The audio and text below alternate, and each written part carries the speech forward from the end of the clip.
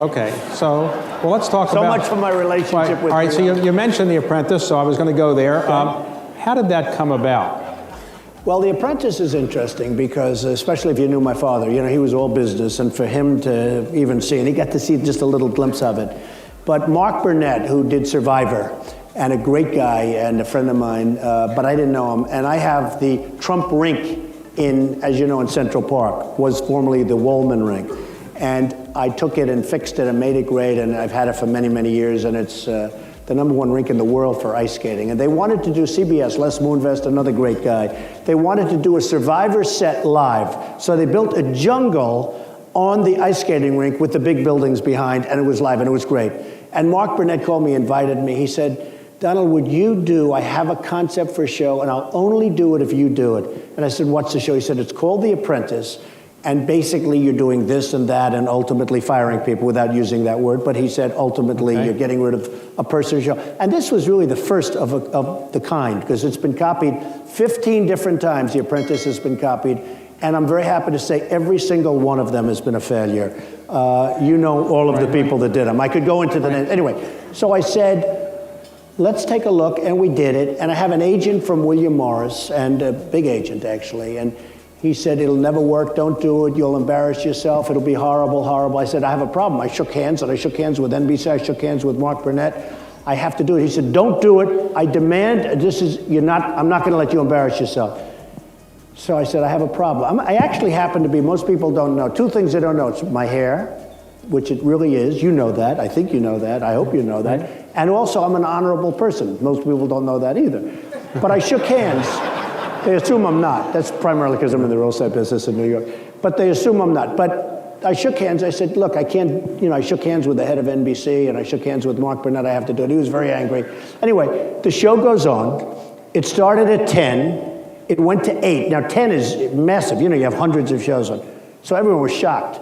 And it was not supposed to do well. There was a critic in, I think, the Washington Post who said, to have a successful show, you have to have women as a preponderance of the audience, and what woman is going to want to watch Donald Trump? I was very insulted. I said, I've done so badly. So it went on at 10, went to 8, went to 5, went to 3, and went to 1. I had the #1 show in the world. I mean, I was the #1 show in the country, the #1 television show. And the agent called me up, and he said, Donald, could I see you? I said, about what, Jim? He said, well, your show just went to #1. Congratulations. It's a fantastic tribute, and I'd like to come over and say hello. What do you want? He said, I think I'm entitled to a commission. I said, how much do you think you're entitled to? He said, would $4 million be fair? I said, Jim, you're fired. And that's it. That's the start. But and by the way, now The Apprentice, it goes on again. I mean, this is now, it's 10 years, 14 seasons. I mean, it was so successful. And one thing about that business, it's sort of not like our business. A lot of times it takes on a deal years and years for a deal. With that business, it's all about ratings. So we're going on January 4th with a new season of The Apprentice. But the phrase, you're fired, whose idea was that? Well, that was my idea. The concept was we would let people go over a course of 16 weeks on television. And the first show, the first season, there was one guy, and he was a nice guy, but he was really pathetic. And so bad that I got angry at him. And I said, I won't use his name, but it's very easy to find out.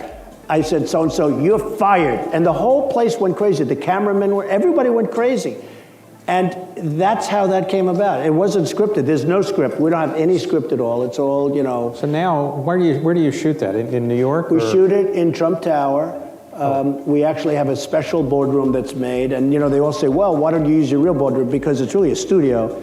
Behind the ballroom, they have, the boardroom, they have cameras all around the world. We have about 32, at least 32 cameras in the boardroom during the shooting. Has anybody you've actually hired actually worked out okay? Or? I did. I hired a couple of guys, and they have. Bill Rancic did a great job. He was the first one, and I've hired Andrew Lutinsky and numerous people that were on the show. But when I was going to hire them, I would never, if I thought somebody was really great and I was going to hire them, I would never let them win because the price goes up. So I would always, it's true, I would always make sure I fired them sometime prior to the end. But I've hired a number of them. So we're in the Washington area. Let's talk about two things you've done in the Washington area. First one, You bought out of bankruptcy, I guess, the Kluge estate. Yes. And you didn't pay that much for it. How did that come about? Well, it's in Charlottesville, Virginia. It's 1,500 acres. It's phenomenal property. John Kluge was a friend of mine. I was much younger than him, but he and I always liked each other. And he used to go around saying, Donald Trump is a really smart guy. I don't want to brag. He used to say Donald Trump is the smartest of the young people. And I used to like John Kluge, you know, Metro Media. And he married Patricia, and that marriage was a disaster. And he had this piece of property, and he gave it intelligently, gave it to her. And he said, you should build a winery with the money I gave. Well, she built a winery, and she spent so much money building. He wanted this to happen, and she went bust. And the bank took it over, and I bought it from the bank, and they had hundreds of millions of dollars in it, and I bought it for a very small price. And it's now the largest winery on the East Coast. It's now called Trump Wine and Champagne and everything. And my son, Eric Trump, runs it, and it's become fantastic. It's so beautiful, and people are getting married. We took some of he had a car collection where he had these massive buildings, and I turned them into ballrooms. And people are getting married there. It's right next to University of Virginia, right next to the home of Thomas Jefferson, touches the property. And it's a great area, really a beautiful area, and we're very proud of it.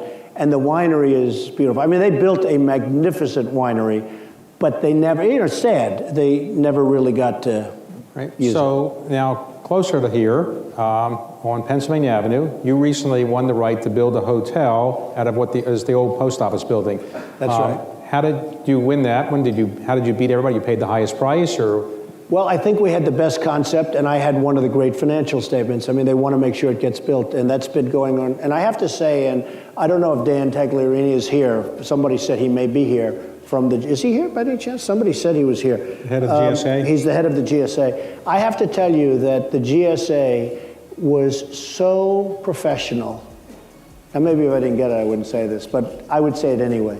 The people in the GSA were so, I go around talking about it. You know, people in government, you have people in government, some of them are phenomenal people. I mean, they're phenomenal people, and these people were very professional.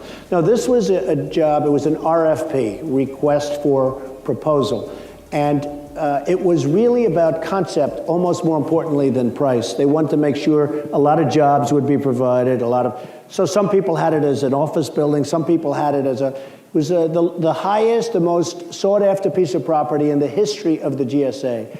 And we put in a proposal, our architect is here, and we put up a fantastic proposal to do one of the great hotels of the world, because we had the location, and we have the bones. Right. The building is magnificent, the exterior walls, and some people think it's their favorite building in Washington, and it's been a very controversial thing because, as you know, 30 years ago they wanted to rip it down and people were marching in the streets to stop it.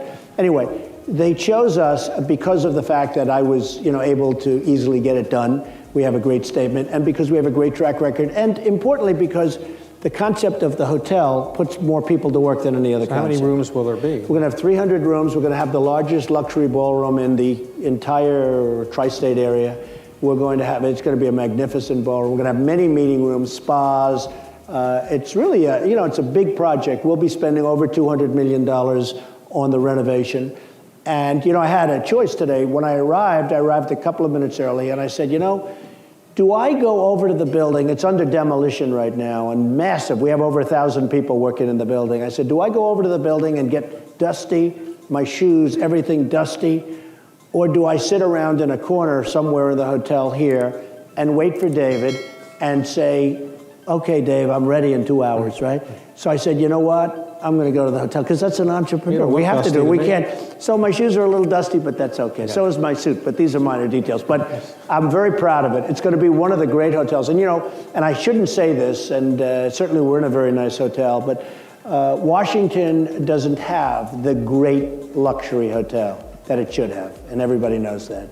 And this will be one of the great hotels. The hotel I have in Chicago was rated the best hotel in North America by Condé Nast Traveler. I think that this hotel will be better. I think this will be one of the great hotels of the world. And that's going to be ultimately a great thing for Washington. And that's why they chose us, the GSA. So we'll have Trump on the outside, or? Yes, but very, very little. Oh, okay. So I was in Chicago the other day, and the Trump name was very big, right? Well, that's a big, that's a 94-story building. But, you know, that was very controversial because I got the approval to put it up. And when I put the letters up, everybody went crazy. Actually, now they love it. But before the letters were up, when they heard 28 feet, and, you know, these are massive, these are letters as big as the ceiling. And right on the side of the river, right over the river. And so they said, well, you know, this is terrible. We're going to pass a law that nobody ever can do it again. Never can anybody do what Trump did again. And I said, I agree 100% with that law. So, And they just, by the way, the law just passed it. I'm very happy about it. I agree.